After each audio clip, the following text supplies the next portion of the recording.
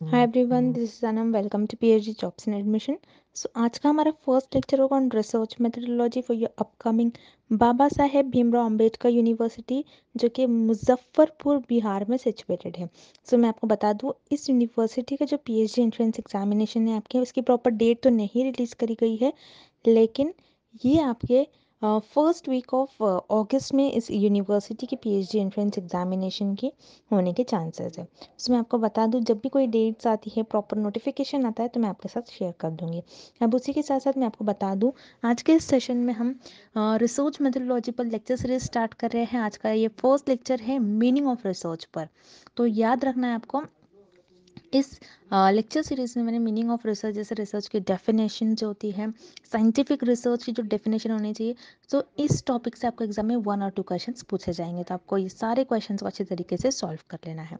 अब मैं आपको बता दूं, इस यूनिवर्सिटी का जो पीएचडी एंट्रेंस एग्जामिनेशन होता है, उसका पेपर पैटर्न आपको पता होना चाहिए। टोटल पेपर में आपको 100 एमसीक्यूज पूछा जाता है, और आपकी जो 100 एमसीक्यूज को उन्होंने 2 पार्ट्स में डिवाइडेड कर रखा है, पेपर 1 पेपर 2, जिसमें पेपर 1 में आपको 50 एमसीक्यूज, पेपर 2 में आपको 50 एमसीक्यूज पूछा जाता है। तो पेपर 1 में जो आपका एमसीक्यूज पूछा जाता है वो आपका रिसर्च मेथोडोलॉजी से रिलेटेड होता है, और पेपर 2 में जब आपका एमसीक्यूज पूछा जाता है वो आपके सब्जेक्ट से स्पेसिफिक होता है। सो इस जो यूनिवर्सिटी में आपको जो सिलेबस फॉलो करने बोला है, इस यूनिवर्सिटी ने वो यूजीसी नेट का आपको सिलेबस फॉलो करने बोला है। तो यूजीसी नेट में जो आपका सब्जेक्ट 2 होता है, पेपर 2 होता है, वहाँ से आप रेफर कर सकते हैं आपका सिलेबस। आप डायरेक्टली गूगल पर टाइप करोगे यूजीसी नेट सिलेबस, तो आपको ईजिली मिल जाता है। और पेपर 1 का सिलेबस अगर आप यूजीसी नेट में देखोगे रिसर्च मेथोडोलॉजी का, तो वो जर्नल सिलेबस होता है, जैसे types of research, characteristics of research, steps of research, तो इस तरीके से होता है। तो मैं आपको बता दूं कि हम आपको 50 एमसीक्यू जो रिसर्च मेथोडोलॉजी से पूछा जाता है, उसके लिए हम आपको प्रिपेयर करवाते हैं। और आपको इस एग्जामिनेशन को क्वालिफाई करने के लिए भी मिनिमम 50 एमसीक्यूज एग्जाम में करेक्ट मार्क कर कराना होता है। जिससे कि आप स्क्रीन पर देख सकते हो, रिसर्च मेथोडोलॉजी पर हमको कंप्लीट कोर्स प्रोवाइड कर रहा है, video lectures, notes, mock test है, और 1500 प्लस एमसीक्यूज रिवीजन पीडीएफ एक ही जगह पर हमको ये सारा कंटेंट प्रोवाइड कर रहे हैं। आप देखोगे, बहुत कम प्राइस में एक जगह पर काफ़ी सिंपलेस्ट लैंग्वेज में हमको ये कंटेंट जो है प्रोवाइड कर रहे हैं रिसर्च मेथोडोलॉजी का, जो कि आपको कहीं और देखने नहीं मिलेगा। और मैं आपको ये भी बता दूं, 100% गारंटी के साथ हमारे इसी कंटेंट से आपको क्वेश्चंस पूछे जाएंगे, ये हम गारंटी के साथ कहते हैं। तो आपको ज़्यादा टाइम वेस्ट नहीं करते हुए प्रिपरेशंस को आपको स्टार्ट करना है। स्टार्ट करने के लिए आपको स्टडी मटेरियल को परचेस करना होगा। सो परचेस करने के लिए स्क्रीन पर जो आपको नंबर नजर आ रहा है, उस नंबर पर व्हाट्सएप के थ्रू आपको हमें कॉन्टैक्ट करना है। याद रखना है, आपको व्हाट्सएप के थ्रू ही हमें कॉन्टैक्ट करना है, नॉर्मल कॉल इस नंबर पर नहीं लगेगा। और आप हमारे ऐप के थ्रू भी स्टडी मटेरियल को एक्सेस कर सकते हो, जिसके लिंक मैंने आपके साथ comment section as well as description box में शेयर कर रखी है। So that's it, and let's begin with the video. जैसे कि मैंने आपको प्रीवियस स्लाइड में बता दिया कि हमारे कोर्स से रिलेटेड, सो यहाँ पर हम शॉर्ट में मैं आपको डिटेल में बता दूँ। जैसे कि मैंने आपको बता दिया, रिसर्च मेथोडोलॉजी पर हम आपको कंप्लीट कोर्स प्रोवाइड करते हैं, जैसे वीडियो लेक्चर्स है, थ्योरी और एमसीक्यूज दोनों वीडियो लेक्चर्स हम आपको प्रोवाइड करते हैं। थ्योरी से आपके कॉन्सेप्ट्स को हम बिल्ड करवाते हैं, और उसी के साथ साथ एमसीक्यूज से हम आपको सारे ट्रिक्स बताते हैं कि आपको किस तरीके से ट्रिक्स यूज़ कर एमसीक्यूज को सॉल्व करना है। नोट्स काफ़ी सिंपल लैंग्वेज में नोट्स है।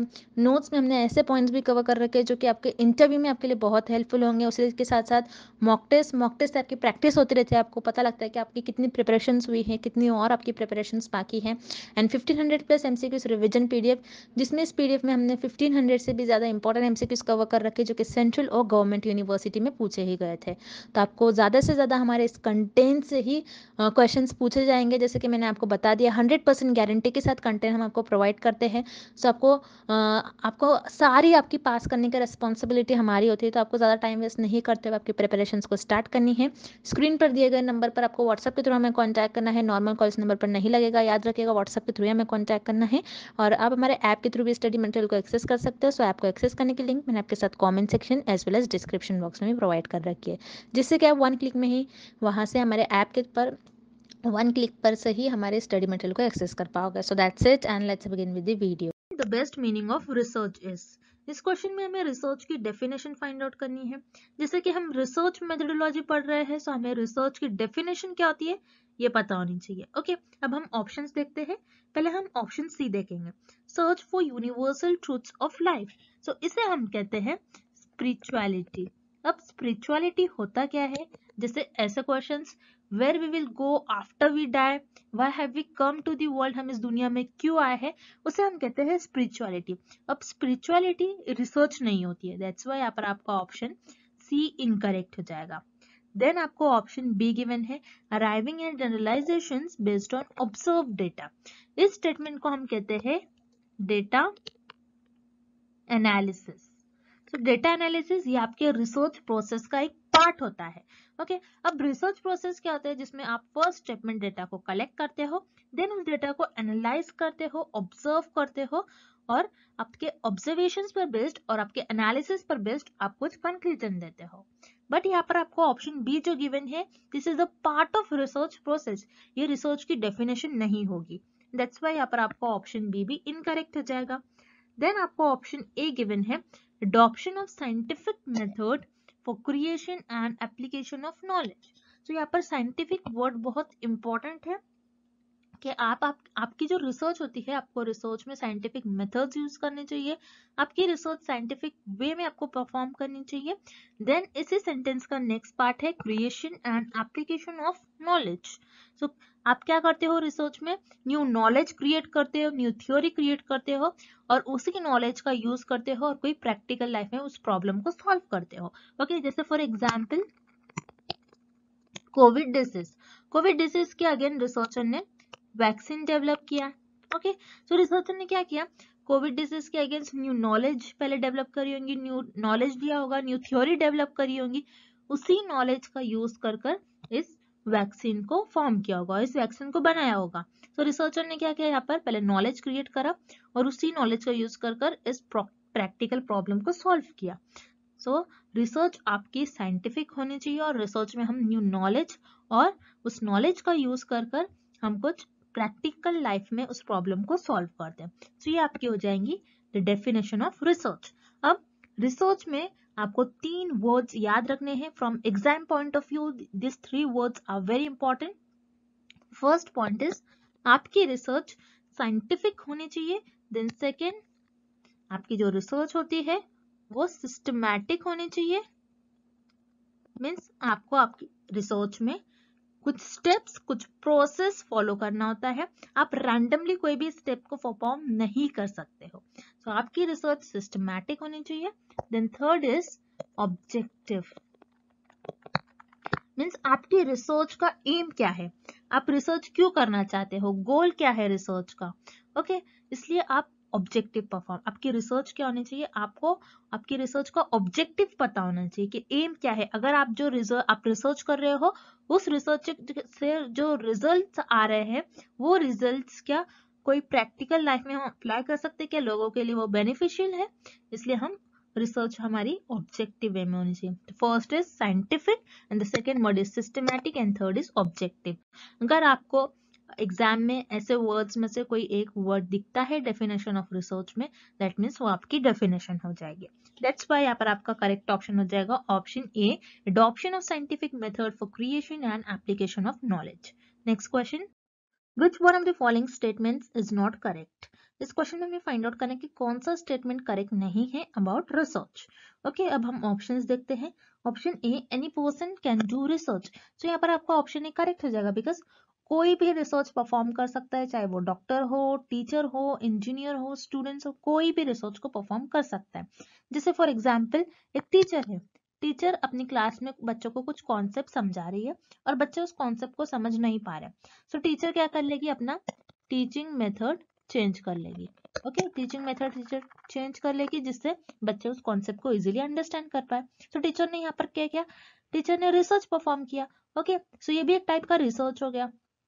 So any person can do research. This is correct about research. Then आपको ऑप्शन बी गिवन है, research may be without hypothesis.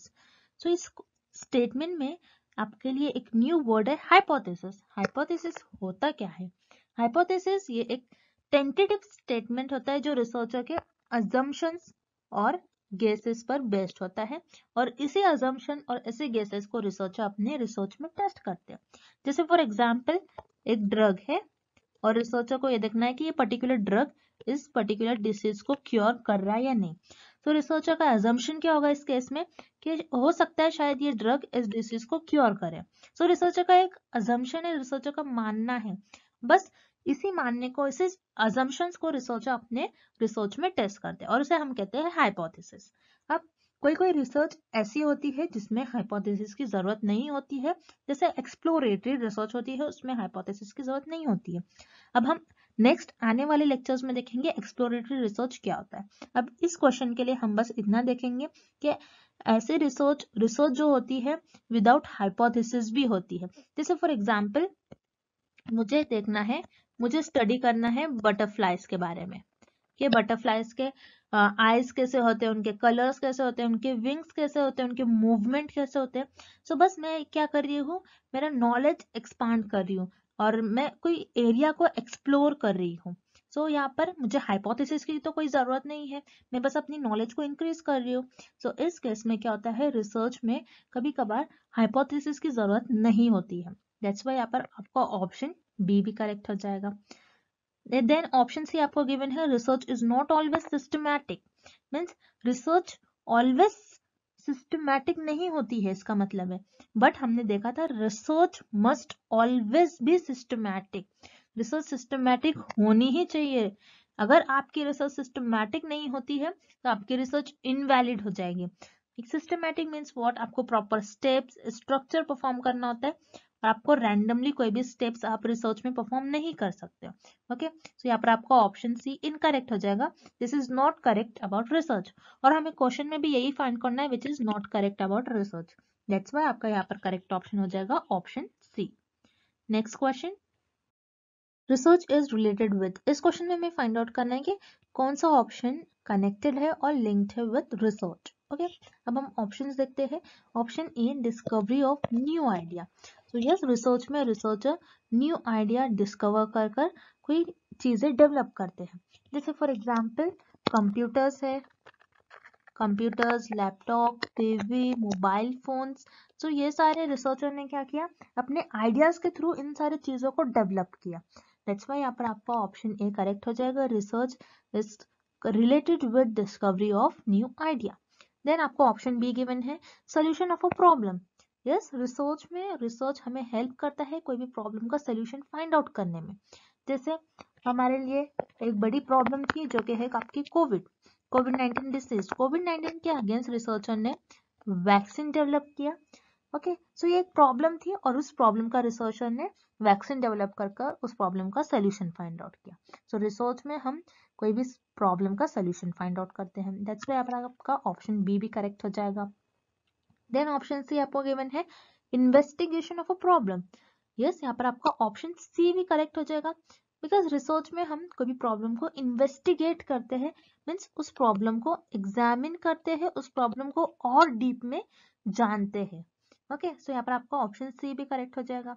So here correct option is option D, all the above, because आपका option A, B और C तीनों भी option correct है।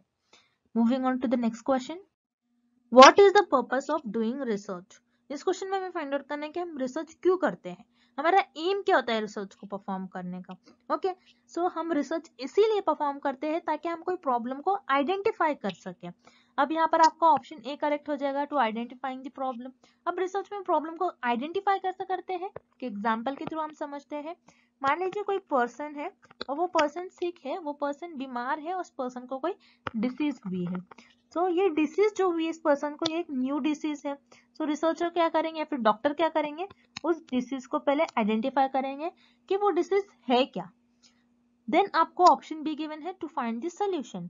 Yes, यहाँ पर आपका ऑप्शन बी भी करेक्ट है, क्योंकि रिसर्च इसीलिए की जाती है कि कोई प्रॉब्लम का सोल्यूशन फाइंड आउट कर सके।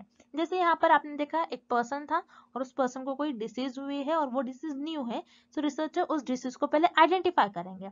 अब डिसीज को आइडेंटिफाई करने के बाद उसी डिसीज के अगेंस्ट रिसर्चर ड्रग डेवलप करेंगे और यू कैन से डॉक्टर्स उस डिसीज के अगेंस्ट ड्रग या फिर कुछ ट्रीटमेंट देंगे। सो यहाँ पर रिसर्चर ने और यू कैन से डॉक्टर्स ने क्या किया, इस प्रॉब्लम का सोल्यूशन फाइंड आउट किया। दैट्स वाई हमारे रिसर्च का एम और पर्पस यही होता है कि कोई प्रॉब्लम का सोल्यूशन फाइंड आउट करे और कोई प्रॉब्लम को आइडेंटिफाई करे। दैट्स वाई यहाँ पर आपका करेक्ट ऑप्शन हो जाएगा option C, both A and B are the purpose of doing research. अब हम नेक्स्ट क्वेश्चन देखते हैं, व्हाट इज रिसर्च। इस क्वेश्चन में हमें रिसर्च की डेफिनेशन फाइंड आउट करनी है। सो अब हम ऑप्शन ए देखते हैं, searching again and again. Searching again and again ये रिसर्च तो होता है, but this is not the proper definition of research. Because अगर मैं ऐसा बोल रही हूँ कि एक बुक है और उस बुक को मैं डेली रीड कर रही हूँ, सो वो रिसर्च तो नहीं कहलाएंगी, क्योंकि मैं बुक को तो डेली रीड करते जा रही हूँ, लेकिन मैं कोई new theory, new concept, new ideas develop नहीं कर रही हूँ। दैट्स वाई यहाँ पर आपका ऑप्शन ए इनकरेक्ट हो जाएगा, ये आपका रिसर्च की डेफिनेशन नहीं होगी। देन ऑप्शन भी आपका गिवन है, collection of information. Collection of information ये भी आपकी रिसर्च नहीं होगी। दैट्स वाई यहाँ पर आपका ऑप्शन बी भी इनकरेक्ट हो जाएगा। बिकॉज अगर मैं ऐसा कर रही हूँ कि मैं इंटरनेट के थ्रू कुछ इंफॉर्मेशन ले रही हूँ और उस इंफॉर्मेशन को कलेक्ट कर कर रख रही हूँ, तो ये रिसर्च हो गई क्या। मैं कोई पीडीएफ उठा रही हूँ और उस पीडीएफ को अपने पास कलेक्ट करके रख रही हूँ, या फिर कोई इंफॉर्मेशन कोई सोर्सेस से कोई बुक लेकर आ रही हूँ, मैं अपने पास रख रही हूँ। कोई इंफॉर्मेशन को अगर मैं कलेक्ट कर रही हूँ तो उसे हम रिसर्च नहीं कहते हैं। दैट्स वाई यहाँ पर आपका ऑप्शन बी इनकरेक्ट हो जाएगा। Then option C, working in a scientific way to search for truth of any problem. So yes, यहाँ पर आपका option B correct, C correct हो जाएगा, क्योंकि देख रहे हो जैसे आप इस सेंटेंस में और इस डेफिनेशन में आपको एक वर्ड आ गया है साइंटिफिक। तो मैंने आपसे जैसा फर्स्ट क्वेश्चन में भी कहा था कि scientific word is very important, कि अगर आप आपकी डेफिनेशन में जब भी साइंटिफिक या फिर ऑब्जेक्टिव या फिर सिस्टमैटिक ये वर्ड्स देखते हो तो वो आपकी रिसर्च की डेफिनेशन हो जाएगी। सो हम रिसर्च को साइंटिफिक वे में परफॉर्म करते हैं, कोई भी प्रॉब्लम को फाइंड करने में, कोई भी प्रॉब्लम का सॉल्यूशंस फाइंड आउट करने में। सो दैट्स व्हाई यहाँ पर आपका ऑप्शन सी करेक्ट हो जाएगा। This is the definition of research, working in a scientific way to search for truth of any problem. Okay, next question, research refers to. इस question में हमें find out करना है कि हम किस ऑप्शंस पर रिसर्च परफॉर्म कर सकते हैं। सो यहाँ पर आपको ऑप्शन ए गिवन है, रूटीन एक्टिविटी। रूटीन एक्टिविटी जो आप डेली परफॉर्म करते हो उसे हम कहते हैं रूटीन एक्टिविटी। जैसे आप डेली कॉलेज जा रहे हो, डेली स्कूल जा रहे हो, आप डेली बात ले रहे हो, आप डेली लंच कर रहे हो, आप डेली डिनर कर रहे हो। सो ये रूटीन एक्टिविटी हो गया। रूटीन एक्टिविटी पर आप रिसर्च परफॉर्म नहीं कर सकते हो। दैट्स वाई यहाँ पर आपका ऑप्शन ए इनकरेक्ट हो जाएगा। Then option B, annual activity. Annual activity means what, आप जो ईयरली करते हो या फिर ईयर में एक बार करते हो उसे हम कहते हैं एनुअल एक्टिविटी। एनुअल एक्टिविटी पर भी आप रिसर्च परफॉर्म नहीं कर सकते। दैट्स व्हाई यहाँ पर आपका ऑप्शन बी भी इनकरेक्ट हो जाएगा। Then option C, occasional activity. Occasional activity means आप जो समटाइम्स करते हो, वो कभी कभार आप, समटाइम्स और यू कैन से आप कभी कभार करते हो, उसे हम कहते हैं ओकेजनल एक्टिविटी। इस पर भी आप रिसर्च परफॉर्म नहीं कर सकते हो। दैट्स व्हाई यहाँ पर आपका ऑप्शन सी इनकरेक्ट हो जाएगा। Then option D, fact finding activity. Yes, आप यहाँ पर आपका ऑप्शन डी करेक्ट हो जाएगा, बिकॉज फैक्ट फाइंडिंग एक्टिविटी पर आप रिसर्च परफॉर्म कर सकते हो। अब फैक्ट्स क्या होते हैं, जैसे ऐसे टाइप के question, why sky is blue, sky blue क्यों है, why earth is round, earth round क्यों है। तो ये जो फैक्ट फाइंडिंग क्वेश्चंस है, फैक्ट फाइंडिंग एक्टिविटीज है, इन पर हम रिसर्च परफॉर्म कर सकते हैं ये देखने के लिए कि सच में अर्थ राउंड है या सच में स्काई ब्लू है। तो ये आपके फैक्ट्स हो गए। सो हम फैक्ट फाइंडिंग एक्टिविटीज पर रिसर्च परफॉर्म कर सकते हैं। दैट्स व्हाई यहाँ पर आपका करेक्ट ऑप्शन हो जाएगा ऑप्शन डी। नेक्स्ट क्वेश्चन देखते हैं अब हम, how would you define the research process. इस क्वेश्चन में हमें रिसर्च प्रोसेस की डेफिनेशन फाइंड आउट करनी है। सो अब हम ऑप्शंस देखते हैं। Option A, a method of collecting research data. So statement को हम कहते हैं डेटा कलेक्शन। सो डेटा कलेक्शन ये आपके रिसर्च प्रोसेस में एक स्टेप होता है जहां पर आप डेटा को कलेक्ट करते हो। सो ये आपके रिसर्च प्रोसेस की डेफिनेशन नहीं होगी, this is the part of research process. That's why यहाँ पर आपका ऑप्शन ए इनकरेक्ट हो जाएगा। देन हम ऑप्शन सी देखेंगे, a method of presenting research results. तो रिसर्च रिजल्ट्स आप कब प्रेजेंट करते हो, रिसर्च प्रोसेस के लास्ट स्टेप में। This is the last step of research process, और ये भी आपके रिसर्च प्रोसेस का एक पार्ट होती है, ये आपके रिसर्च प्रोसेस की डेफिनेशन नहीं होंगी। दैट्स व्हाई यहाँ पर आपका ऑप्शन सी भी इनकरेक्ट हो जाएगा। Then option B, the stages और steps the researcher follows in carrying out the research project. तो यहाँ पर आपका ऑप्शन बी करेक्ट हो जाएगा, और this is the definition of research process. तो रिसर्च प्रोसेस की डेफिनेशन ये होती है जिसमें आप कुछ स्टेप्स परफॉर्म करते हो और उन स्टेप्स को परफॉर्म कर कर आप आपके रिसर्च का कुछ रिजल्ट्स फाइंड आउट करते हो और रिसर्च को आगे बढ़ाते हो।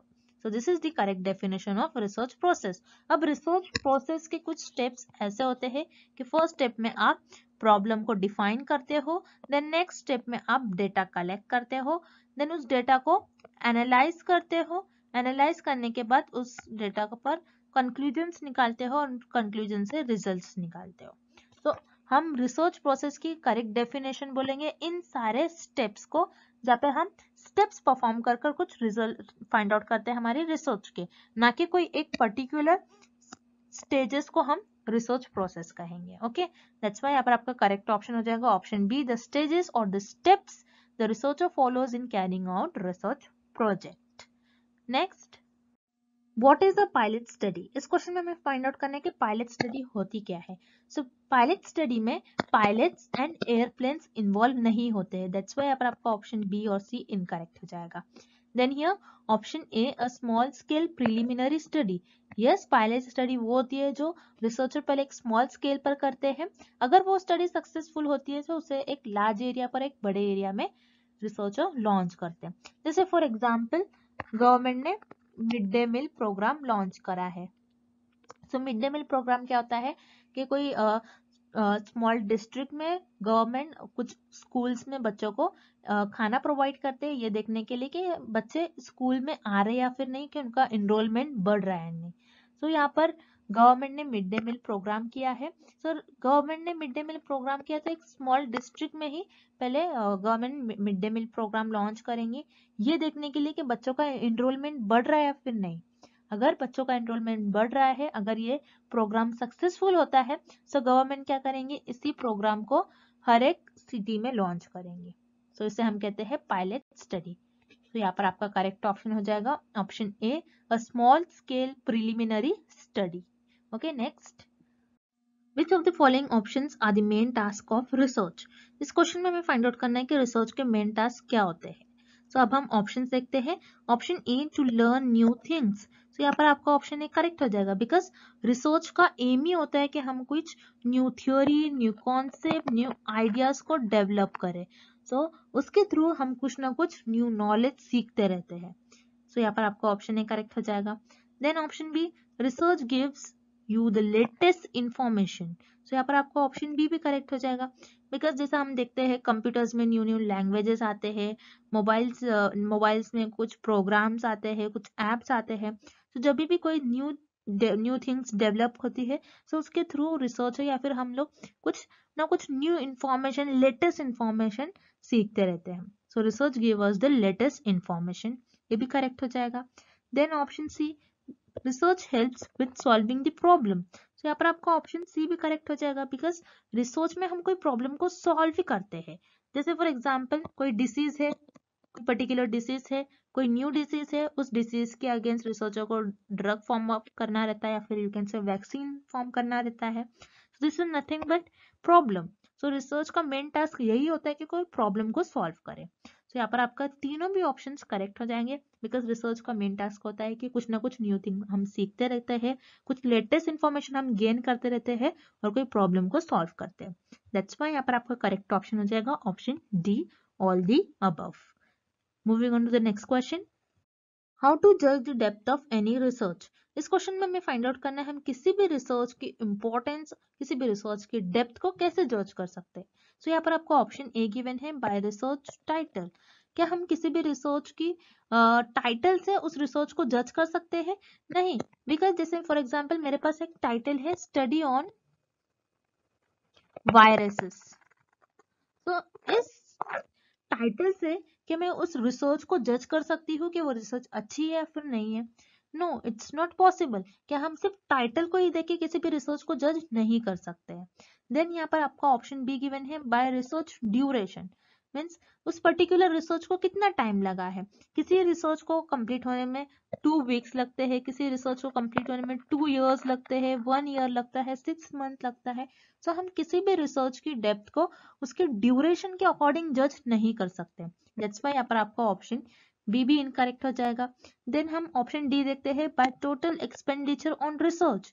यहाँ पर आपका ऑप्शन डी भी इनकरेक्ट हो जाएगा, बिकॉज हम किसी भी रिसर्च के डेप्थ को इसलिए नहीं जज कर सकते कि उसमें कितना पैसा खर्च हो गया है, उसमें कितना मनी स्पेंड है। अगर कोई रिसर्च में ज्यादा मनी स्पेंड है दैट मीन्स वो रिसर्च अच्छी है, ऐसा हम नहीं कह सकते हैं।